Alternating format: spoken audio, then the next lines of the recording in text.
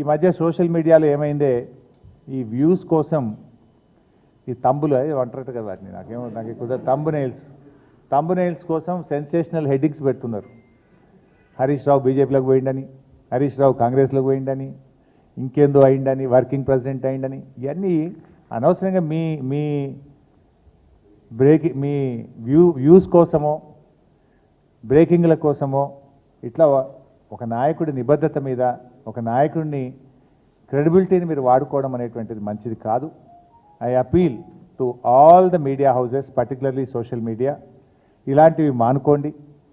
మీకు అంతా ఏదన్నా అనుమానం ఉంటే డైరెక్ట్గా నాతో మాట్లాడి పెట్టండి. కానీ ఇట్లా పెట్టడం ద్వారా ఏమవుతుందంటే లీడర్ క్రెడిబిలిటీని దెబ్బతీసేది మంచిది కాదు.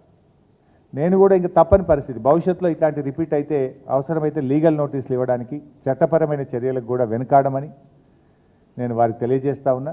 దయచేసి మీ థంబ్నెయిల్స్ను వాస్తవాలు ఉంటే పెట్టండి తప్ప మీకోసం మీరు లేని పెట్టి ఇట్లా మా క్రెడిబిలిటీని మా పార్టీని దెబ్బతీసే విధంగా వ్యవహరించొద్దని నేను ఇప్పటికీ చాలాసార్లు కూడా చెప్పున్నాను. కానీ మళ్ళీ ఇట్లా మీరు ఈ సోషల్ మీడియాలో ఇలాంటివి కూడా పెట్టకూడదని చెప్పి వారికి విజ్ఞప్తి చేస్తూ, ఫర్దర్గా ఎవరైనా ఇట్లాంటివి పెడితే, ఎందుకంటే మా బాస్ మా నాయకుడు మా కేసీఆర్ ఏం చెప్తే ఒక కార్యకర్తగా నడిచే వ్యక్తిని నేను. ఇష్టం వచ్చినట్టు వాళ్ళు వర్కింగ్ ప్రెసిడెంట్ అని పెడతాడు, వాడు కాంగ్రెస్లో పోతాడని పెట్టాడు, వాడు బీజేపీలోకి పోతాడు, ఇవన్నీ ఉంటాయి అసలు ఇట్లా. నేను చాలాసార్లు స్పష్టంగా చెప్పాను, మీ బ్రేకింగ్ల కోసం, మీ లైక్ల కోసం, మీ వ్యూస్ కోసం, మీ రేటింగ్ల కోసం ఒక నాయకుడి యొక్క నిబద్ధతను నిజాయితీని దెబ్బతీయొద్దని, ఇలాంటివి మానుకోవాలని చెప్పి నేను విజ్ఞప్తి చేస్తున్నాను.